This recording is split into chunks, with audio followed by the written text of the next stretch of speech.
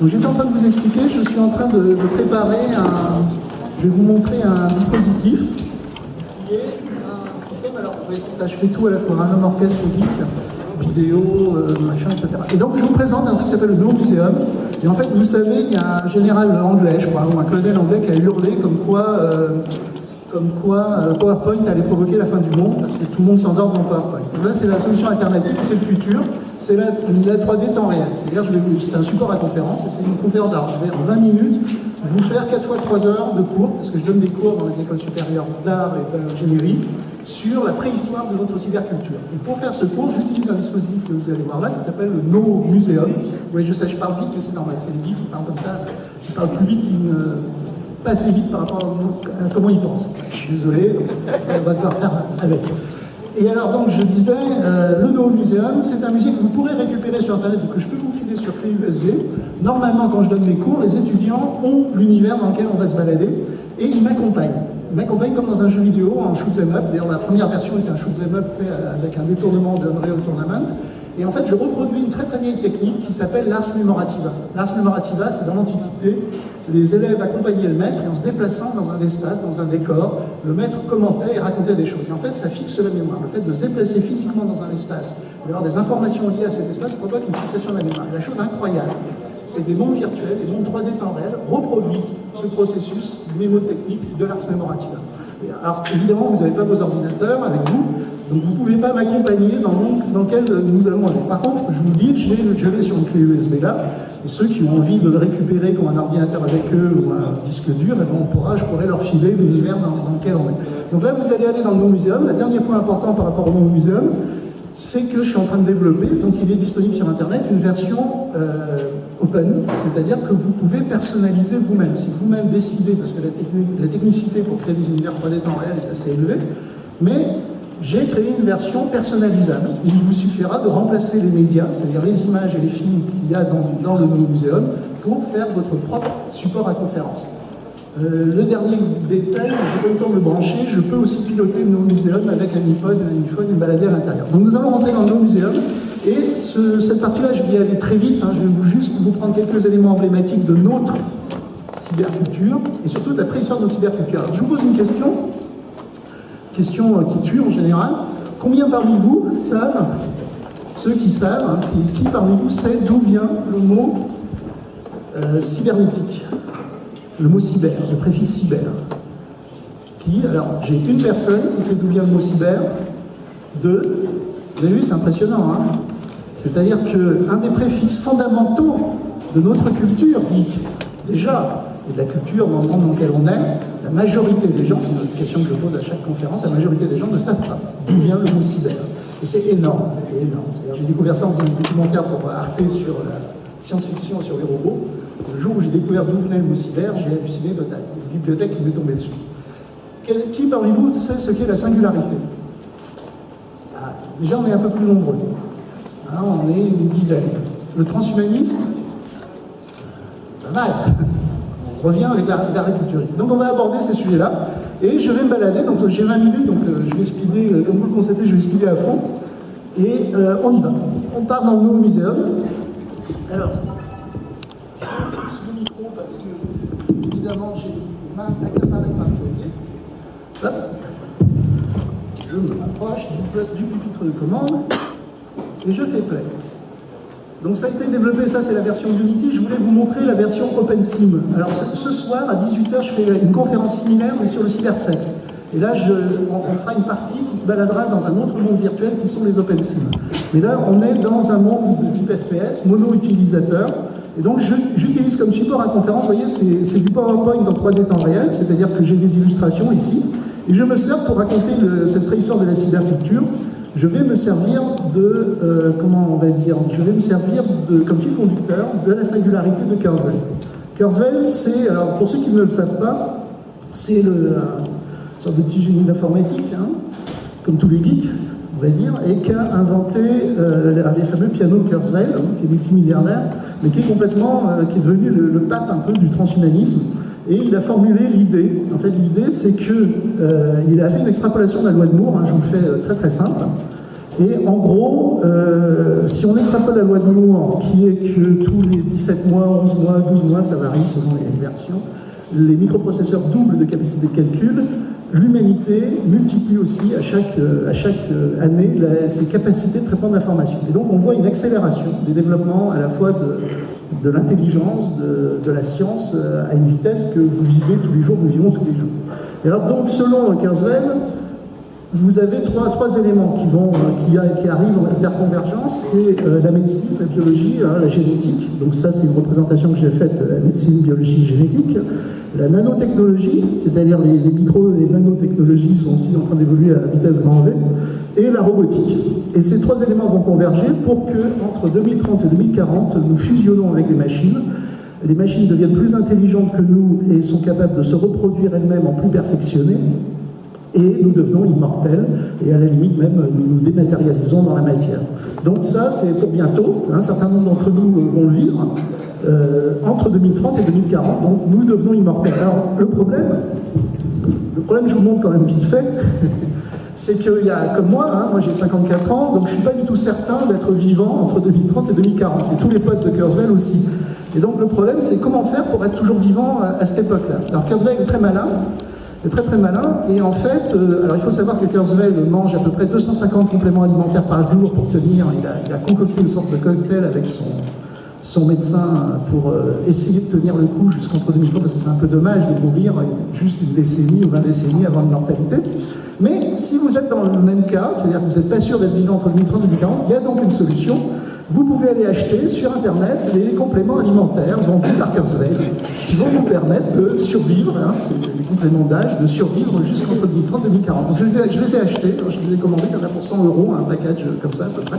Ça a passé la frontière sans problème.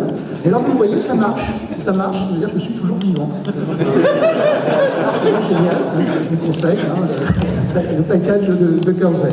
Donc il est malin, il est assez malin, Kurzweil.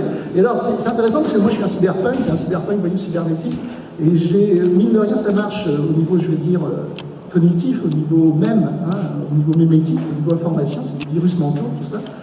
J'ai une copine qui est dominatrice sadomaso et qui exerce du côté de la Belgique. Et elle a aussi cette envie d'immortalité. Donc elle va piquer, parce qu'en fait ces trucs-là ça vaut très cher, ces compléments alimentaires, et elle va piquer les compléments alimentaires dans les magasins spécialisés en Belgique, parce qu'ils ne sont pas assez surveillés. Donc il y a déjà des stratégies cyberpunk qui se mettent en place pour hacker littéralement, je veux dire, l'immortalité. Alors j'avance donc sur l'histoire de la singularité, je vais vous faire quelques moments emblématiques. Je ne peux pas tout vous faire parce que comme je vous dis, c'est une conférence qui dure normalement 3 heures. Et on va sauter, alors je vais franchir les différentes étapes, je ne vous fais pas la totalité des étapes, hop, je saute, et on va, alors vous imaginez, je vais vous faire ça en 20 minutes, on va faire toute l'histoire du monde en 20 minutes. Donc là on commence, c'est la création de l'univers, création de la Terre, c'est-à-dire qu'on peut reprendre la loi de Moore dans le sens inverse. Et il va se passer, alors déjà, il y a un paradigme qui apparaît, qui était déjà présent chez Norbert Wiener, l'inventeur de la cybernétique, c'est que l'univers c'est de nature informationnelle, la matière c'est de nature informationnelle. Mais bon, apparition de l'ADN, apparition de la vie, là c'est sûr. L'ADN, c'est un système de traitement de l'information. La notion de traitement de l'information est un des paradigmes contemporains. Et apparition de la vie, apparition de tout un tas de petites choses rigolotes, et surtout apparition de mon t-shirt. Vous voyez l'image qui est en bas à gauche, le t-shirt que j'ai fait. Et qui est en vente, vous pouvez acheter le t-shirt. Non, je plaisante. J'avance, et on va se rapprocher un peu de l'évolution du vivant, donc c'est des milliards d'années, des millions d'années qui passent. L'homme de Néandertal, qui a déjà anticipé Norbert Wiener, on va s'appeler l'homme de Néandertal, on va aller dans la grotte. Je passe très vite vers la femme de Cro-Magnon. J'ai décidé que c'était une femme de Cro-Magnon par équité. Et il y a Terre de Chardin et l'invention, mais ça sera pour ce soir, l'invention du premier dildo, comment on va dire, ça y est, j'ai oublié le nom, c'est pas un vibromasseur, enfin l'ancêtre du vibromasseur, moins 40 000 ans, moins 28 000 ans. Mais on saute. Et on va tout de suite aller vers les choses qui nous préoccupent, on va basculer vers le monde moderne. Je vais juste faire une petite escale, parce que je vais tout faire ça un peu en vrac pour aller vite. Là, je vais m'arrêter, alors évidemment, j'ai plein de tableaux, vous voyez, c'est comme du PowerPoint, je me balade dans les tableaux et je commente. Et donc là, je vais m'arrêter juste chez Héphaïstos. Héphaïstos m'intéresse beaucoup, vous voyez, je suis tombé. J'ai reculé trop vite, je suis tombé. Bon, c'est très embêtant parce que comme c'est une première version, j'ai pas mis les changements de niveau automatiques, donc il faut que je recommence. Je suis désolé.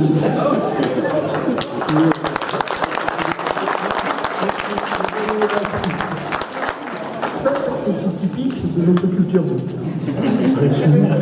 je redémarre, je décide de ne pas tomber quand j'arrive devant une flexion. Je repars, je refais tout le trajet, hop, je saute. Là, par contre, j'ai un changement de niveau, donc ça me permet d'arriver au deuxième niveau.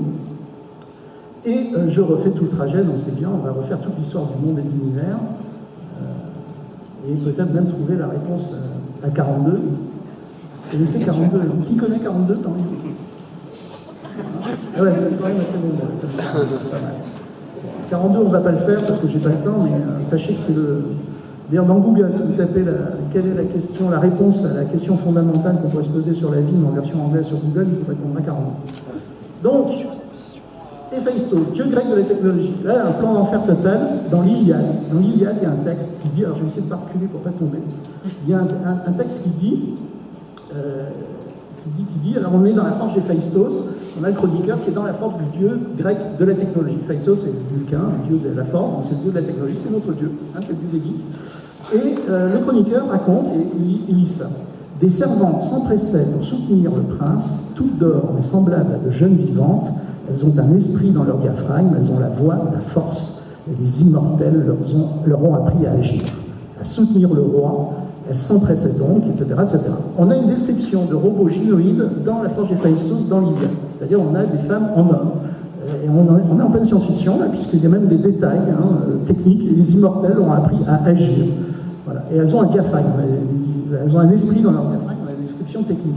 Alors c'est intéressant parce qu'on a deux solutions. Là. Soit on se dit, c'est la preuve qu'il y avait une civilisation extraterrestre qui a disparu sur Terre à cette époque-là, c'est la preuve de l'existence de l'Atlantide. Le rédacteur de l'Iliade a donc rencontré des robots à son époque. Ça, c'est une version, elle est possible. Moi, j'opte pour une autre solution. Ce texte met en évidence que nous sommes habités. C'est-à-dire les grands mythes sont l'expression de tropisme, de mèmes, de virus informationnel qui nous habite depuis l'aube de l'humanité. Et depuis l'aube de l'humanité, nous sommes habités par l'idée de fabriquer une créature artificielle à notre image, et là, en l'occurrence, à l'image de la femme. Et donc, nous sommes arrivés à une époque où nous sommes en train de pouvoir matérialiser, de fabriquer ce rêve, ces fantasmes qui nous habitent, donc depuis l'aube de l'humanité. Donc ça, c'est Héphaïstos. Je ne vais pas vous faire le temple d'Héron d'Alexandrie, qui est un des premiers temples automatiques. Je vais vous faire quand même Gutenberg. Qu'est-ce qu'il a inventé, Gutenberg? Hein? L'imprimerie par caractère modal. L'imprimerie? Les caractères? Pas du tout. D'abord, les Chinois avaient inventé l'imprimerie à peu près, d'ailleurs, 80 ans, pas très longtemps avant Gutenberg, et les caractères mobiles aussi, les Chinois l'avaient inventé. Sauf qu'ils ne s'en sont pas vraiment servis, mais ils l'avaient inventé. Non, Gutenberg, ce que Gutenberg a inventé, et bien, le contexte est bien pour ça, Gutenberg a inventé en fait la faillite éditoriale. C'est-à-dire que la première Bible qu'il imprime est un four, ça ne marche pas, et il est obligé de se casser très très vite pour échapper à ses créanciers. Donc voilà, donc Gutenberg est le précurseur de la faillite éditoriale. Et j'avance, et je vais... Alors il y a voilà. Le premier hacker de l'histoire. Qui est le premier pirate de l'histoire, à votre avis? Non? Alors ça c'est très drôle, quand j'ai découvert qui était le premier pirate de l'histoire. Alors on va aller voir le premier pirate de l'histoire. On va faire, donc ça me permet aussi de vous montrer les tableaux dans le Nouveau Muséum. Et donc je rentre à l'intérieur de cette allée, voilà, et j'arrive vers un endroit très particulier. Vous voyez l'objet qui est au fond là-bas, je ne sais pas si certains ici reconnaissent ce que c'est un télégraphe de Chappe. C'est en fait le premier système vraiment au point, très très proche de ce qu'on pourrait considérer comme premier système similaire, on va dire, au réseau téléphonique, à l'Internet. En fait, c'est un sémaphore. Okay, et il y avait un réseau de sémaphores sur toute l'Europe.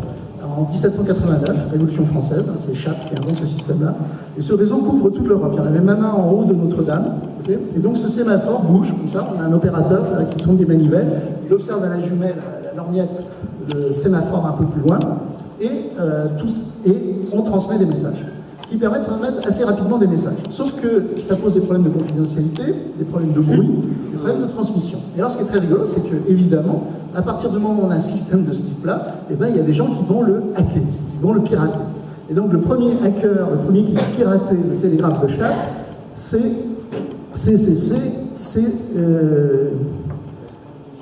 Il me reste 1 minute, super, merci. C'est Alexandre Dumas, il faut que je speed parce qu'il faut que je fasse la cybernétique quand même. C'est Alexandre Dumas, c'est le comte de Monte Cristo. Dans le 2e tome, si vous savez, parce qu'en général, on ne va pas jusqu'au 2e tome, on se fait trop chier déjà avec le premier, alors le 2e, on ne va pas. Donc au début du 2e tome du comte de Monte Cristo, vous verrez, le comte de Monte Cristo va hacker le télégraphe de Chappe. Bon, et en fait, c'est inspiré d'un fait divers réel. C'était des banquiers qui avaient, à l'époque, piraté le télégraphe de Chappe pour avoir des informations boursières avant les autres. Donc je vais zapper, vous avez compris le principe, je vais aller tout de suite, parce qu'il ne nous reste plus que 10 minutes, je vais aller tout de suite au plus important qui concerne notre culture, parce qu'évidemment, vous voyez, à chaque tableau qu'il y a là, je peux vous raconter une histoire rigolote, depuis Babbage jusqu'à l'invention du mot robot, jusqu'à, si quand même je vous le fais, ça c'est génial, Théophile Gautier. Théophile Gautier fait de la science-fiction, et Théophile Gautier imagine, voilà, un texte de Théophile Gautier qui dit un 20e siècle, il imagine un 20e siècle peuplé de personnages qu'il appelle des îlots à vapeur, parce que le mot robot n'existe pas.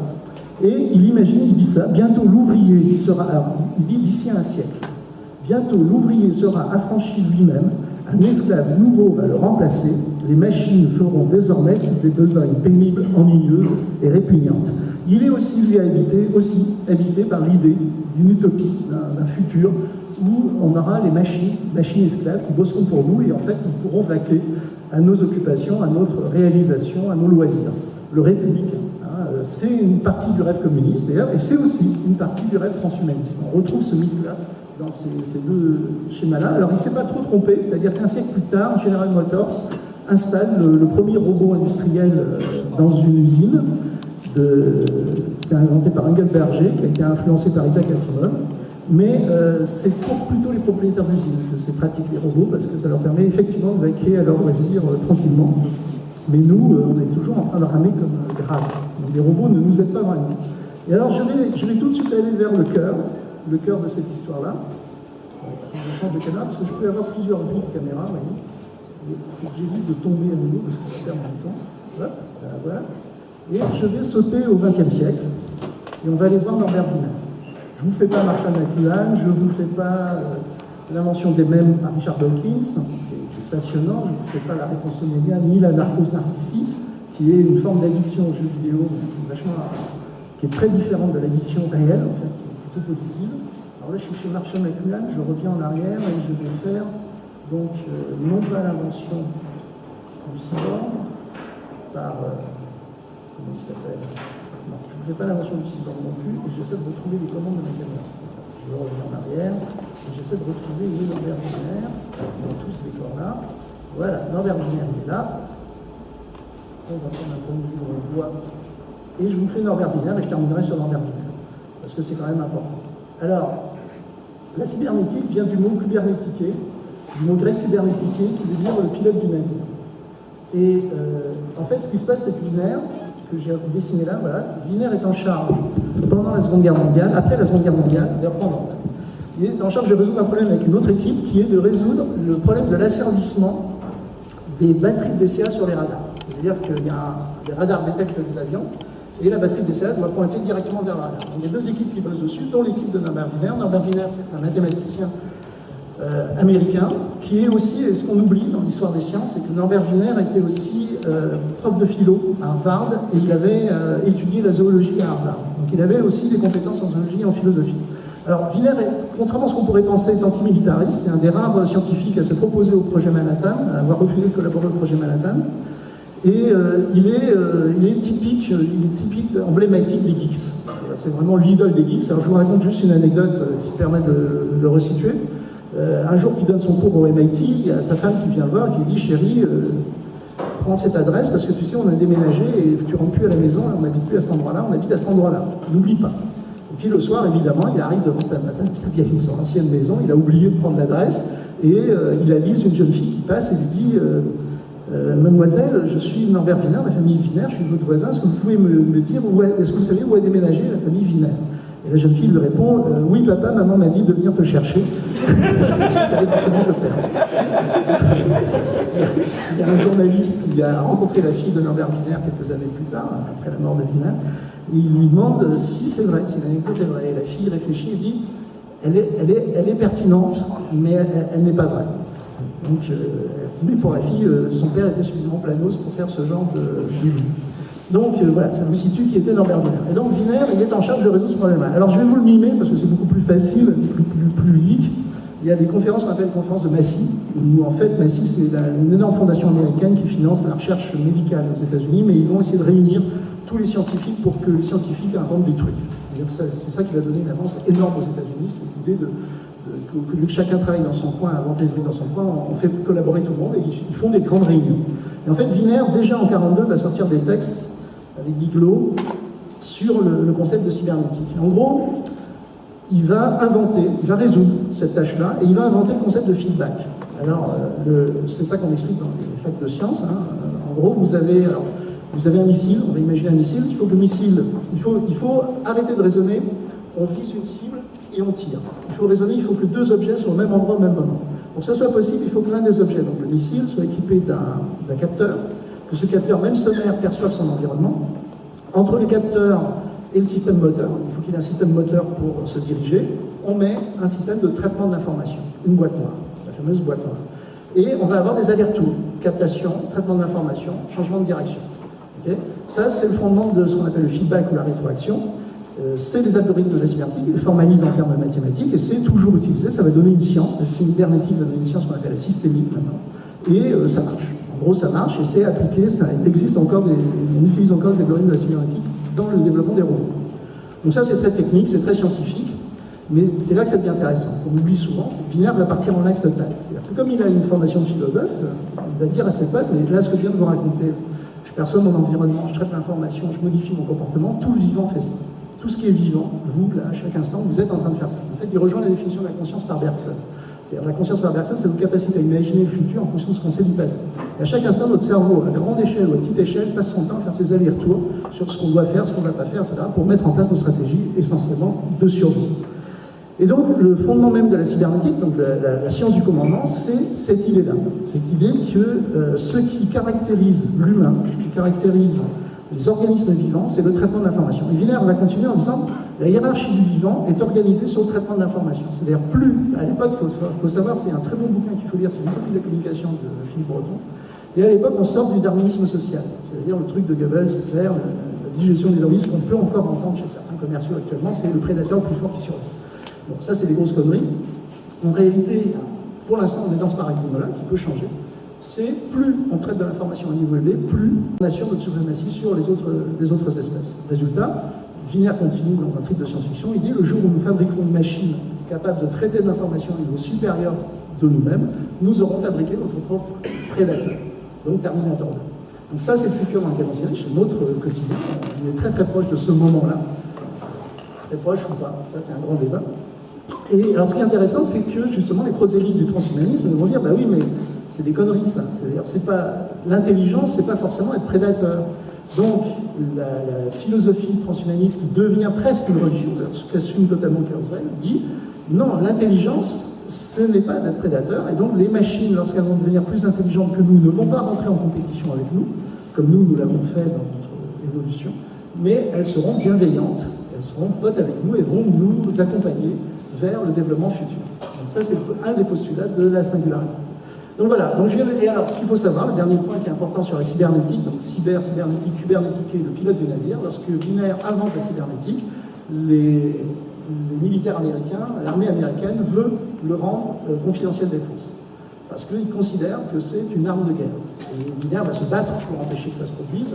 Et une fois que vous avez cette clé-là, c'est-à-dire cette clé fondamentale qui est le paradigme dans lequel on est, c'est le traitement de l'information et le contrôle de l'information qui assure notre suprématie sur les autres, on a une partie de la stratégie géopolitique du plus grand pays de la planète, du plus puissant pays de la planète, qui sont les États-Unis, qui contrôlent l'information, contrôlent le monde. Voilà. Donc je termine là, hein, je pense qu'on doit, j'ai dû faire les 10 minutes. Alors vous imaginez, j'aurais pu vous faire toute l'histoire de la modernité après, mais ça c'est des conférences qui durent 3 heures, 4 heures, donc je vous invite à la prochaine conférence, et je vous invite aussi à 18 heures On va faire une petite balade, mais ça, là, ça sera dans l'histoire du cybersexe. Donc ça devrait être encore une autre démarche. Voilà, je vous remercie de votre attention et je vais confier la parole à notre ami qui est là.